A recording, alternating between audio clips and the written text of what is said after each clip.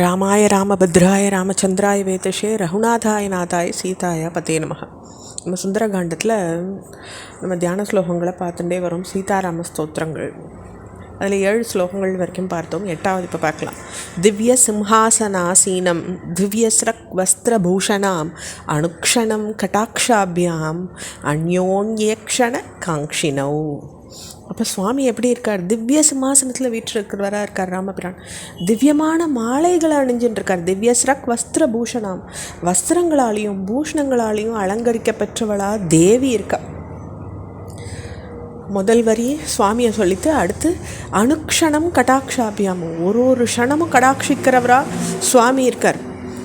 அந்யோன்யேக்ஷண காங்ஷினவ், அந்த பார்வையாலேயே காந்தியாலேயே ரட்சிக்கிறவளா தேவி இருக்கா. அடுத்த ஸ்லோகம். அந்யோன்ய சத்ருசாகரௌ திரைலோக்கிய கிரக தம்பதி இமௌ யுவாம் பிரணம்யாகம் பஜாம்யத்ய கிருதார்த்ததாம். அப்போ ஒருத்தருக்கொத்தர் இணையான வடிவழகு உடையவங்க, ஒருத்தர் குறைவு ஒருத்தருக்கு அதிகம்னு இல்லாவா, இணையான வடிவழகு உடையவா ராமரும் சீத்தையும். அதே மாதிரி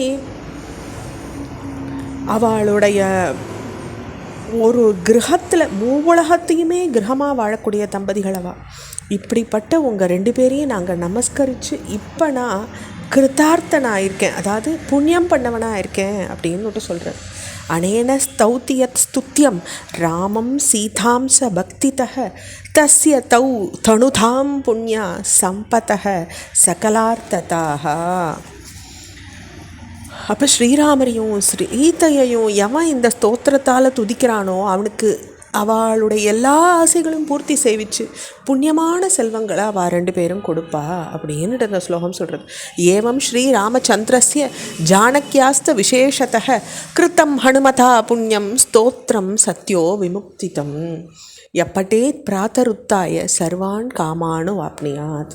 இப்படி சிறந்ததும் புண்ணியமானதும் உடனே முக்தி அளிக்கிறதுமான ஹனுமானால் செய்யப்பட்டதுமான இந்த ஜானகி ராமச்சந்திர ஸ்தோத்திரத்தை எவன் காலையில் எழுந்தோன்னு படிக்கிறானோ அவன் எல்லா ஆசைகளையும் பூர்த்தி அடைஞ்சவனாக இருப்பான் அப்படின்னு இந்த ஸ்லோகம் பூர்த்தியாகிறது. இப்படி ஹனுமான் அருளி செய்த சீதாராம ஸ்தோத்திரம் பூர்த்தி அடைகிறது. இப்போது நம்ம முதல் ஸ்லர்க்கம், அதாவது ஹனுமத் சமுத்திர தரணம், ஆஞ்சநேயர் சமுத்திரம் தாண்டது அப்படின்ற அந்த சுந்தரகாண்டத்தினுடைய முதல் சர்க்கத்துக்கு நுழைகிறோம். பிரதம சர்க்கம் அதை நம்ம பார்க்கலாம். ததோ ராவண நீதாயா சீதாயா சத்ருகர்சனः இயேஷ பதம் அன்வேஷ்டும் சாரணா சரிதே பதி. அப்போ அதன் மேலே பகைவர்களை அழிக்குமா சக்தி படைச்ச ஆஞ்சநேயர் சாரணரெனும் தேவர்கள் சஞ்சரிக்கிற வழியில் ராவணனால் கவரப்பட்ட சீதையின் இடுப்பிடத்தை தேடுறதுக்கு அவா வச்சுட்டார் அப்படின்னுட்டு ஹனுமர் சுவாமியினுடைய ஆசையை இந்த முதல் ஸ்லோகம் சொல்கிறது. அடுத்தது. துஷ்கரம் நிஷ்பிரதி துவந்த்வம் சிகீர்ஷன் கர்ம வானரஹ சமுத்கர சிரௌ கிரீவோ கவாம் பதரிவா பபௌ.